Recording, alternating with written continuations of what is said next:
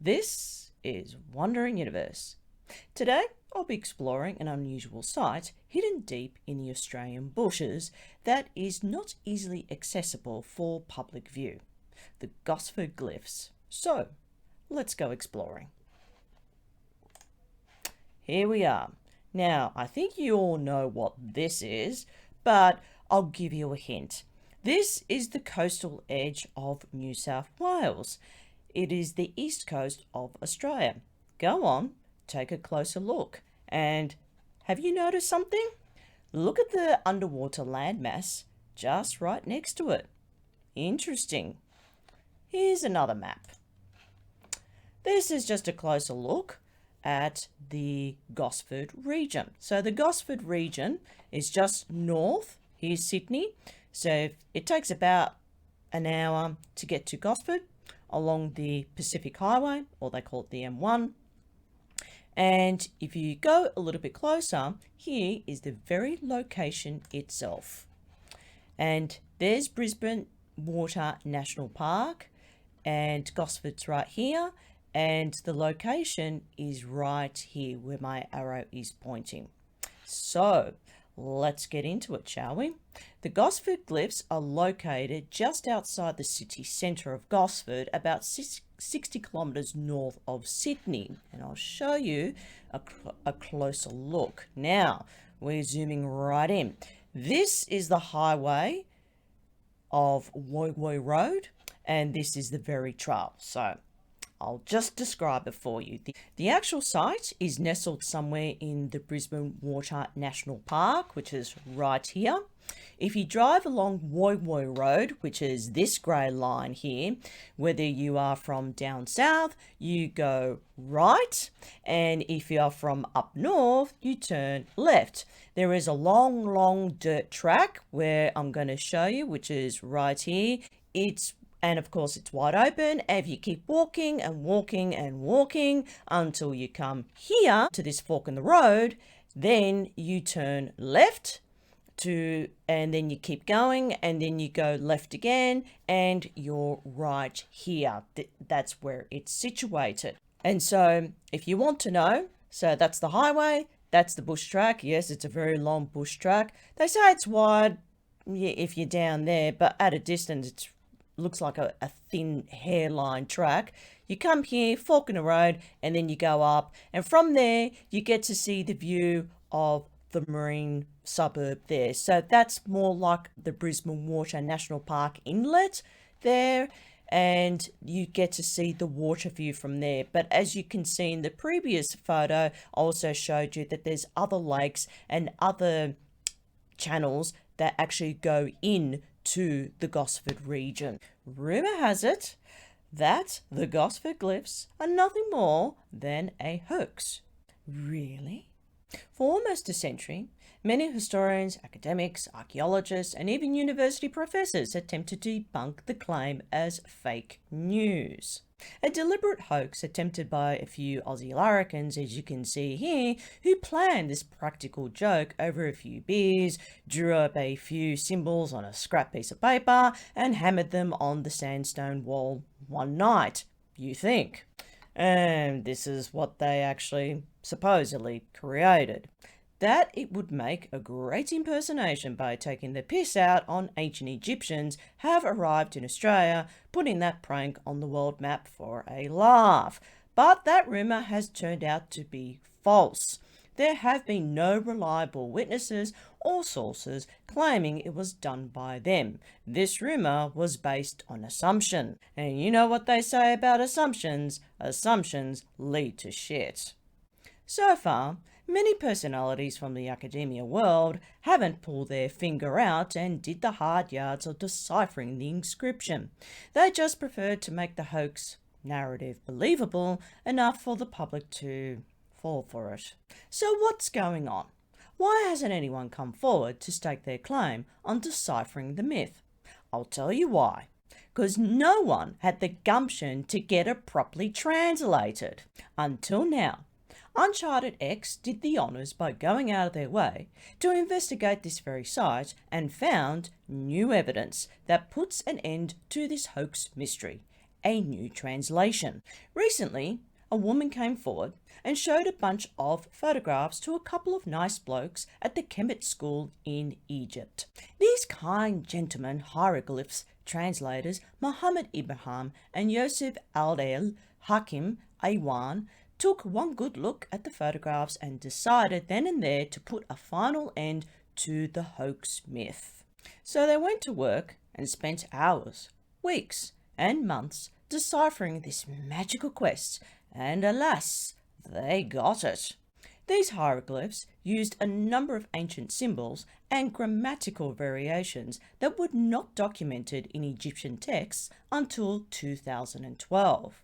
They managed to actually translate this Old Kingdom writing into an actual story. Yes, these Gosford Glyphs weren't written by a 3-year-old during an art class. It was actually written by a sea captain.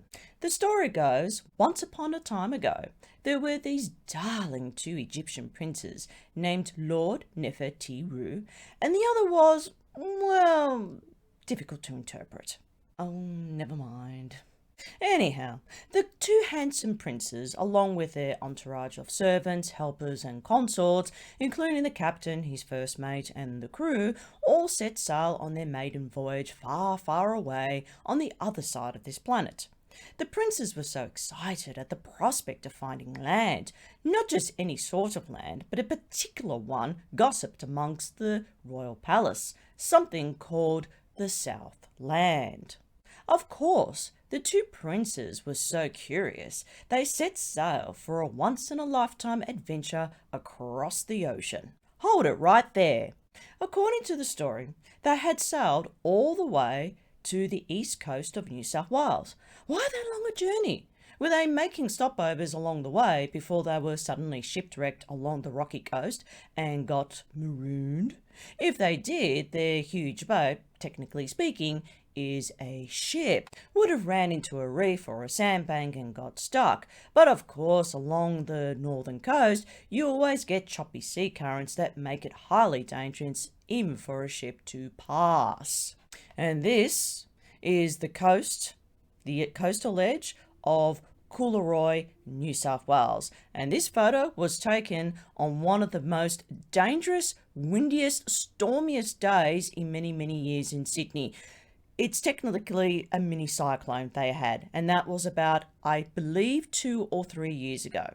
So they went all the way across from here, as you can see where my arrow is pointing, all the way from somewhere in the coast of Egypt, and they obviously just took a little shortcut down the Red Sea right here. Just keep following my arrow.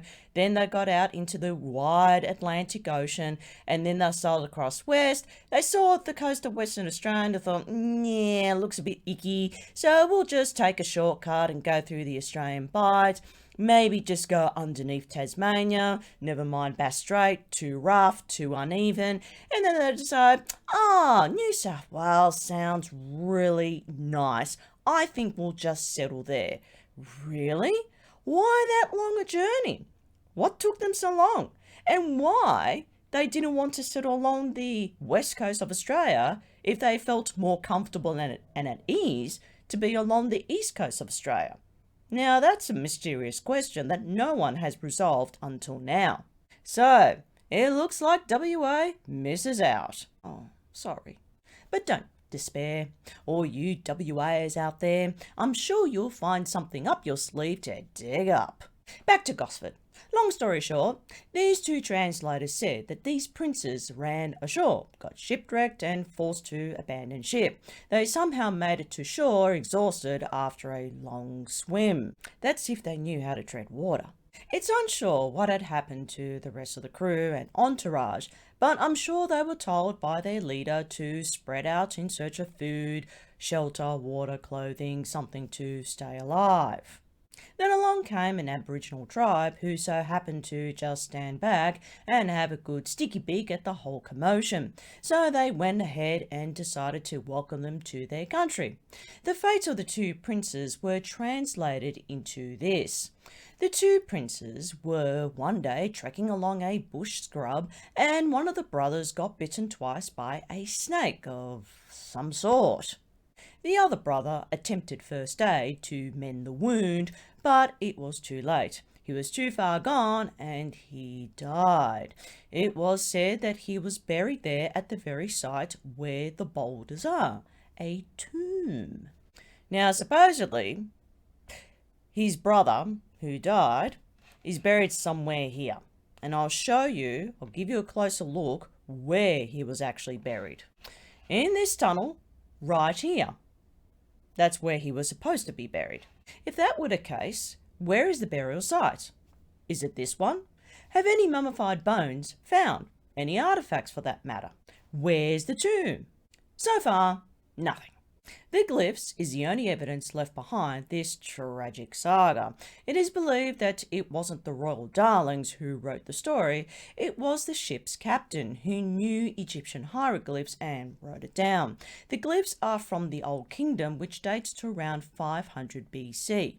It is not known what the fate of the captain or crew or entourage was, but the Aborigines adopted the surviving brother into their clan and learnt their language. And presumably this is where the other brother went, and Anubis helped him out in the afterlife. So finally, the myth has broken its spell. It is plausible that these Egyptians did arrive in Australia for a reason, to do merchant sea trading. According to the translators, they said around this time, 500 BC, the ancient Egyptians built ships, massive ships, that catered for the crew and passengers. A good example is the tomb of the boat, as you can see here. Khufu's boat, which had a cabin compartment, numerous oars and tall sails. This proves that seafaring has been around for thousands of years, long before they even set foot here. And if you don't believe me, here's one done by Unchartered X earlier. To prove it to be true, Herodotus did state that he saw numerous ships sail along the Nile, including this one, and the Mediterranean coast from 455 BC onwards. So seafaring was a common thing during his time, and it's how he travelled. In style. Basically, there was an Egyptian presence in Australia since 500 BC. 150 years after Herodotus drew the first world map in 450 BC, and I've got proof to show you. Now, this is the map Herodotus drew 450 BC, the world as he knew it back then. Now, take a closer look. See where my arrow is pointing? Ignore the rest of the stuff. Just see where my arrow is pointing. What does that say to you? Mare Australis. Could Herodotus had an idea or an inkling that he knew something or heard rumours about the great southern land far, far away that was called something like Mare Australis? Could it be true? Being an explorer was not just a daydreaming pastime seen in Errol Flynn movies. They were daredevil explorers risking life and limb to venture out in the open sea in search of life in virgin continents as their first contact. And this map says it all. This is the ancient Egyptian trade route, as you can see right there. Check it out for yourself. Having said that, I believe the glyphs are authentic as it can get. Because why would these drunken larrikins go through so much trouble to doing it? What was their incentive? So I decided to learn about hieroglyphs myself and did some digging. I've compared a few symbols such as these. In one of my videos that I talked about star Sirius, I want you to have a look at a symbol. I've pointed out this symbol earlier in one of my videos. See where my arrow is pointing? See that? That is the symbol that represents the sun. Now, have a look at the next photo. See that symbol? Same thing. That is Egyptian. The other one was in Chinese hieroglyphs. I'll show you another one. There's the symbol again. It seems like a universal symbol that must have traveled around the world. And see this symbol right here, where my arrow is pointing, right there, that looks like a canoe or some sort of raft, even though it's not. I'll show you. See that? There it is. There's the symbol right there. So if you go back, here's the symbol right here. Here's the symbol there. And if you have a look, there's the symbol right there. So now as you can see, According to Unchartered X, who got it verified by these two translators, seems to me that they may be onto something, that there does show actual legitimacy in comparison to these hieroglyphs right here. And check this out. That's a star. What does that tell you? It means that they sailed across following the star Sirius and the constellation of Orion. That's how they got to the coastal edge of Australia. It shows these symbols go a long way back through history, and not just in Egypt alone. But you have to wonder what type of tools were used to carve these symbols, as you can see right here, onto a rock wall. It would have had to be made of iron, right? Bronze would break and chip easily through overusage, but iron wasn't smelted until around 500 BC. This is an actual hieroglyph that depicts Egyptian artisans smelting copper and gold to create these lovely ornaments right in front of them. So one of them is actually sculpturing a particular thing, whatever it is, some sort of sphinx, and the other one are preparing the gold to possibly gild it around the object. So was it them that wrote it, or was it done by someone else? The pre-ancients, perhaps?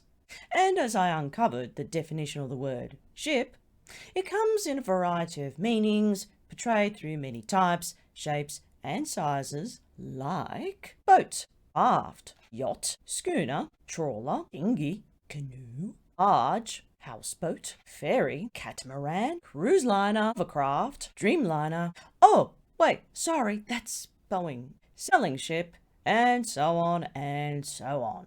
In the end, these hieroglyphs are more than just a bunch of cute pictures. It tells an actual story, so it's more than meets the eye.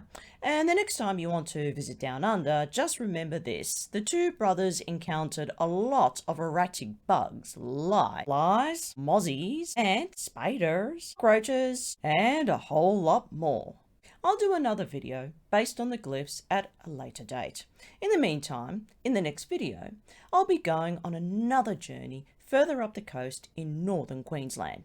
The Gympie Pyramids, and who actually built them, the Egyptians or someone else. That's all for now.